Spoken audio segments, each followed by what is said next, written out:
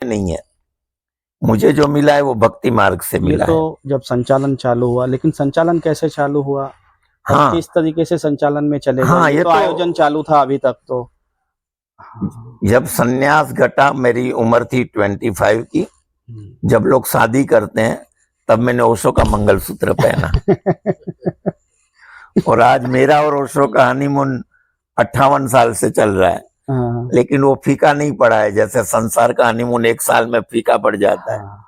ये तो दिने दिने नवम नवम नमामि नंद संभवम की तरह और गाढ़ा होता जाता है कि सितारों से आगे जहां और भी है, अभी इश्क के इम्तियां और भी है। तो चरेवेती का जो मंत्र है वो जी रहा हूं।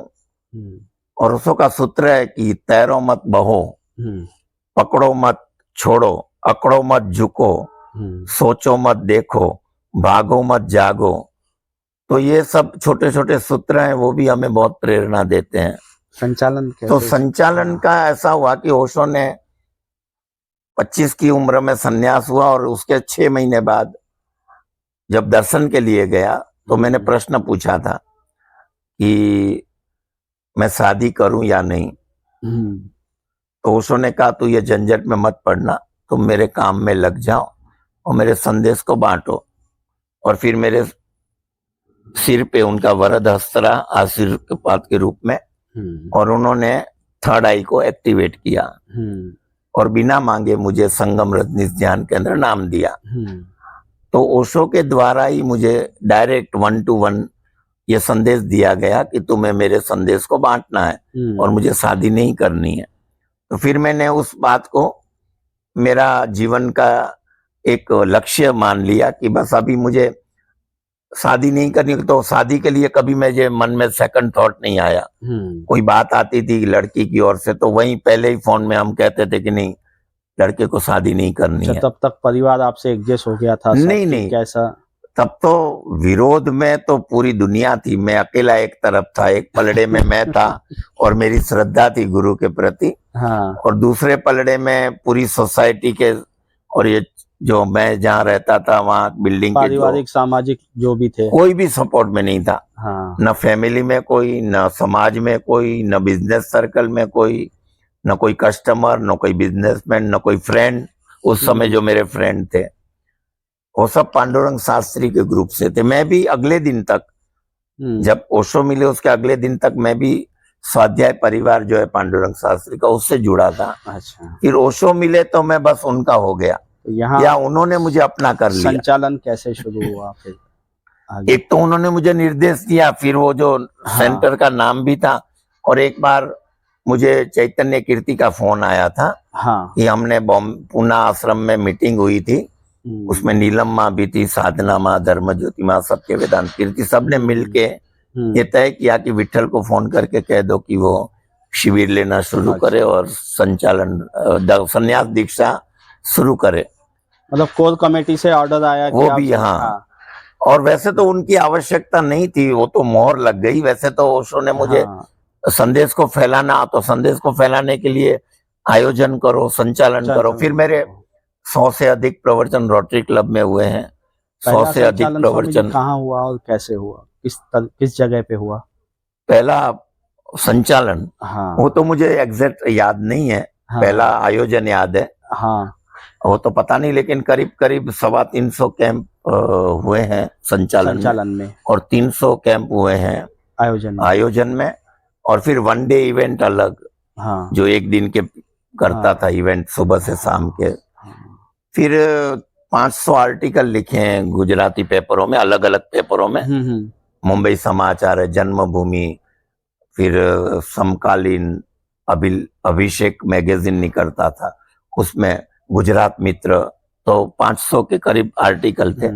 I am approved speaker in all India radio, तो मेरे रेडियो पे भी टॉक हुई है। फिर ईटीवी गुजराती पर मेरे प्रवचन रेगुलरली, एक प्रवचन 10-10 बार सुनाया गया था। फिर जीटीवी वाले घर पे आके इंटरव्यू ले गए थे। मैंने तो किसी को कांटेक्ट नहीं किया था, यानी पूरा जो पीआरओ वर्क होता है, पब्लिक रिलेशन ऑफिसर का जो काम होता है, वो ओशो ने मेरे से करवाया। तो सबसे ज्यादा ढोल मैंने बजाए हैं ओशो के बाह्य जगत में क्योंकि वो मेरे लिए सहज रहा। हाँ। यानी मुंबई के जितने भी साहित्यकार हैं, जितने भी गायक हैं, जितने भी पत्रकार हैं, जितने भी संगीतकार हैं, वो सबसे मैं जुड़ा रहा। उनको कभी कुछ किताब चाहिए, सीडी चाहिए, पुणे जाना हो तो मुझे वो फोन करते थे। तो उसमें इसी तरह, और उसमें मुझे बहुत आनंद आता था। और एक विशेषता ये भी मेरे द्वारा फलित हुई जो मेरे डीएनए में थी कि मैं दूसरे धर्मों की भी बहुत खुलकर प्रशंसा करता था, उसमें हिलमिल जाता था और वो कभी पराये नहीं लगते थे। ऐसा नहीं कि ओशो वाले ही मेरे हैं, जो किसी और संत से जुड़े हैं वो भी मेरे अपने लगते थे। और साधना पथ पे तो हम सब एक ही हैं। बिल्कुल, सब गुरुमुखी जो है, हाँ। तो गुरु तत्व एक होता है और जो भी गुरुमुखी हैं, जो भी साधना के प्रति साधक है, वो सबके प्रति मेरी नजर में उस दिन से लेके आज तक मेरे जीवन में हमेशा उनके प्रति सम्मान और श्रद्धा रही है। और मैं कभी भी किसी श्रद्धा को, किसी की भी श्रद्धा पे मैंने कभी चोट नहीं की। मुझे लगता है बहुत बड़ा पाप है कि हम किसी की श्रद्धा को तोड़ें। तो मैं जो जहां होता है मैं कहता हूं तुम वहीं रहो, और जहां तुम समर्पित हो वहां पूरी निष्ठा से समर्पित हो जाओ। वहां से भी द्वार खुलेंगे और वहां से भी पहुंचा जा सकता है। तो जबरदस्ती किसी को कन्वर्ट करने की कि तू, तेरा गुरु में कुछ दम नहीं है, तू मेरे पास आ जा, ऐसी भावना कभी नहीं रही। सूक्ष्म रूप में या स्थूल रूप में मेरी ये भावना होती है कि जो जहां है, जहां से वो यात्रा कर रहा है, वो वहीं से भी पहुंच सकता है। हमें हमारे गुरु के पास उसे खींचने की जरूरत नहीं है। हाँ, अगर कोई किसी संत के पास, किसी गुरु के पास जुड़ा है, वहां उसका विकास नहीं हो रहा है और वो अटक गया है और वो हमारा मार्गदर्शन चाहता है, तो भी तब हम कहेंगे कि हमें तो यहाँ तृप्ति है, तुम ओशो में आके देखें, यहाँ आप ट्राई करिए, शायद आपका द्वार यहाँ से खुल जाए। लेकिन उसमें भी कोई जबरदस्ती या कोई फोर्स या कोई आग्रह ना हो, एक निवेदन हो, और उसकी स्वतंत्रता पर किसी भी प्रकार का हम स्थूल या सूक्ष्म आक्रमण नहीं करते। उसकी स्वतंत्रता को बरकरार रखते हुए हम सिर्फ निवेदन कर देते हैं कि यहाँ तुम शायद पनप पाओगे या खुल पाओगे, यार आपका द्वार शायद वहां नहीं खुल रहा है तो यहाँ से खुल जाएगा। अच्छा स्वामी जी, एक ये था कि आपने किस्सा सुनाया था बीच में कि एक सर्टिफिकेट ओशो ने दिया था आश्रम के नाम से, वो थोड़ा विस्तार से। हाँ, मैंने कहा ना कि जब मैंने पूछा कि शादी करूं कि नहीं, उसी वक्त, उसी मीटिंग में, मैंने मांगा नहीं था कि मुझे सेंटर का नाम दो। और जनरली ओशो सेंटर का नाम मांगने पर देते थे, एक नियम। लेकिन मेरा तो ऐसा था कि बिन मांगे मोती मिले। मैंने कुछ मांगा नहीं और मिल गया। तो ओशो ने मेरी संभावनाओं को देखते हुए संगम रजनीश ध्यान केंद्र दिया था 76 में। अच्छा। और तब तो मेरे लिए वो कागज का टुकड़ा था, मुझे उसकी अहमियत पता नहीं थी। मैंने वो घर पे रख दिया, भूल गया। वो बात भी मेरे लिए, मैं तो संघर्ष कर रहा था टिकने के लिए, घर चलाने के। लेकिन अस्तित्व ने ऐसा खेल रचा कि किसी माँ को पता चला, वो ढूंढती ढूंढती, मुझे कभी जानती नहीं थी, मिली नहीं थी, वो ढूंढती ढूंढती मेरे पास आई। तो उसने कहा कि हम एक बंदे को जानते हैं, चलो हम दोनों मिलके उसको मिलते हैं। वो मुकुंद भाई आसर करके घाटकोपर में ही बंदा था, मैं कभी उसे मिला नहीं, कभी नाम भी नहीं सुना था। तो फिर हम दोनों मिलके उसके पास गए। वो दोनों को नहीं जानता था, हम तीनों एक दूसरे से परिचित। लेकिन फिर भी वो वहां जाने पर ऐसा लगा कि उस जगह पे मुकुंद भाई आसर को जो प्यास थी कि उनके यहाँ, उनके घर पे सेंटर खुले, उनका पता नहीं था कि किसको मिलूं। और यहाँ ओशो ने मुझे निमित्त बना के उन तक पहुंचा दिया और उनकी जैसे मनोकामना पूरी हो गई। तो वो मेरे पिता की उम्र के थे, मैं तो 25 साल का था। वो मेरे पैर पकड़ लिए, रोने लगे और कहने लगे कि आपने मेरा सपना सार्थक, आप ओशो बन के ही आए हो। उस वक्त तो वो भगवान कहते थे, तो उन्होंने कहा आप तो भगवान बन के आए हो। तो हमने तुरंत ही बात छेड़ी और उन्होंने 1 घंटे में, तो हमने विधिवत वहां उस सेंटर का उद्घाटन भी किया। 1 घंटे में। उन्होंने कहा नहीं, देरी नहीं करनी है। फिर हमने ऑफिशियली सबको संडे को बुला के 150 लोगों का हम्म, उत्सव रखा और डिनर के साथ महाप्रसाद के साथ हम्म। विधिवत और ये थोड़ा सामूहिक रूप से उद्घाटन किया गया उसका। पारिवारिक संबंधों में कब सुधार हुआ या किस तरह धीरे रहे या धीरे हुआ। कैसे, मैं ओशो का कहाँ से परिवर्तन आया फिर? धीरे धीरे मेरा जीवन जो था, हम्म, पहले तो माँ भी रोने लगी, उनको भी बहुत देखने की तमन्ना होती है।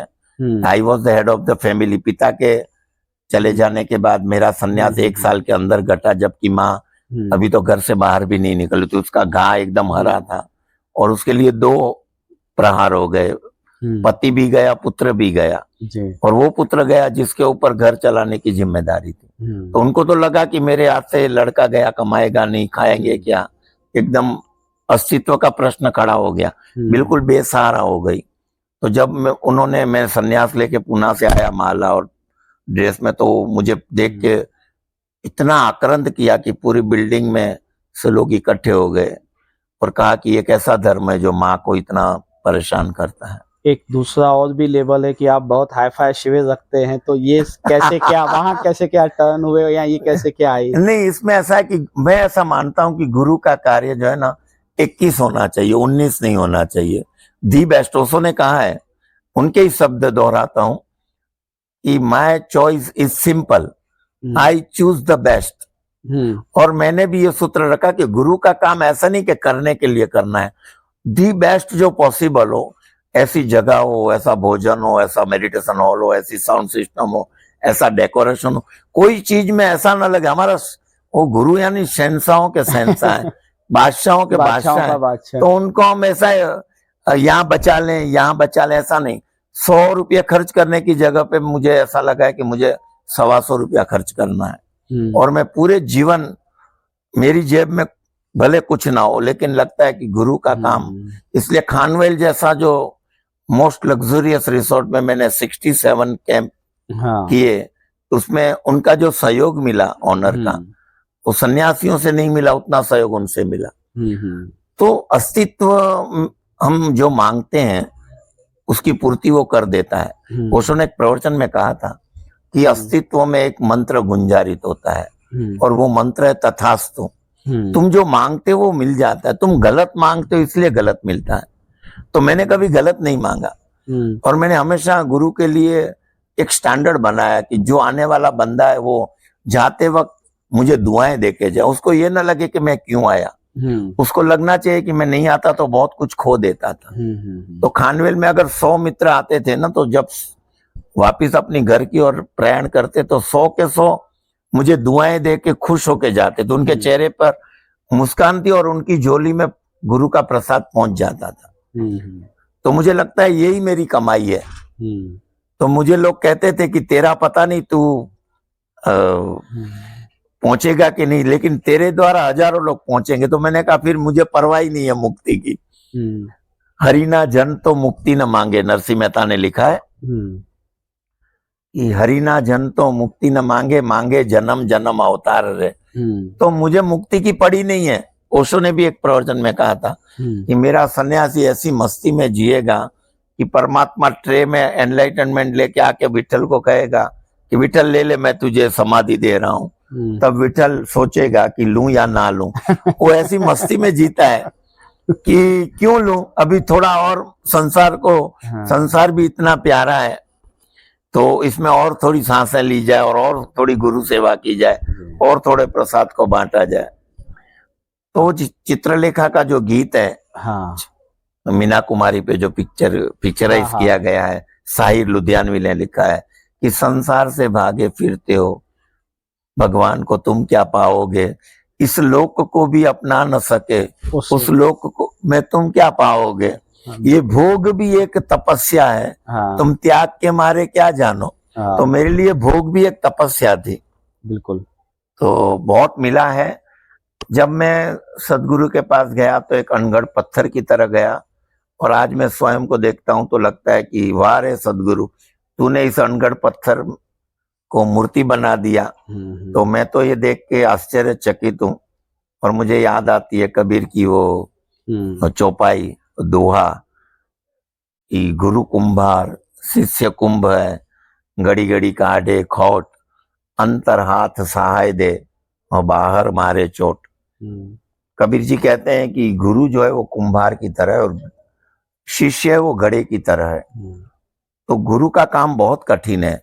वो एक हाथ से प्रहार करता है ताकि तुम कच्चे न रह जाओ, और एक हाथ से तुम्हारी मट्टी को संभालता है कि कहीं तुम नीचे न गिर जाओ, भाग न जाओ। तो दोनों विपरीत कार्य है। एक में संभालना है तो भीतर का हाथ संभालता है, तुम्हें नीचे नहीं गिरने देता, और ऊपर से प्रहार करता है ताकि तुम कच्चे न रह जाओ, पक जाओ, और तभी घड़ा बनता है और तभी उसमें हम पानी रख सकते हैं जी। तो ये ओशो ने जो कुम्हार का कार्य है वो इतनी बेखूबी से किया है कि दुनिया में करीब 15 लाख सन्यासी आज ओशो के प्रसाद को जी रहे हैं, और जो पढ़ते हैं और सुनते हैं वो तो करोड़ों में है, उसकी तो कोई गिनती भी नहीं। 15 लाख तो मैं बता रहा हूँ बहुत पुराना फिगर है। अब जिस तरह उसके बाद तो कई अभी जिस तरह संचालन कर लिए, आयोजन कर लिए, तो अब आगे स्वामी विट्ठल क्या सोचते हैं कि अब आगे क्या किया जाए? अभी आयोजन में मैंने 2 साल से आयोजन में निवृत्ति ले ली है, और 2 साल के बाद मैं संचालन से भी निवृत्ति लेना चाहता हूँ। ये भीतर से आई हुई एक आवाज है, और मैं जीवन के निर्णय जो लेता हूँ ना वो अपने विवेक से और अंतरात्मा की आवाज से लेता हूँ। जी।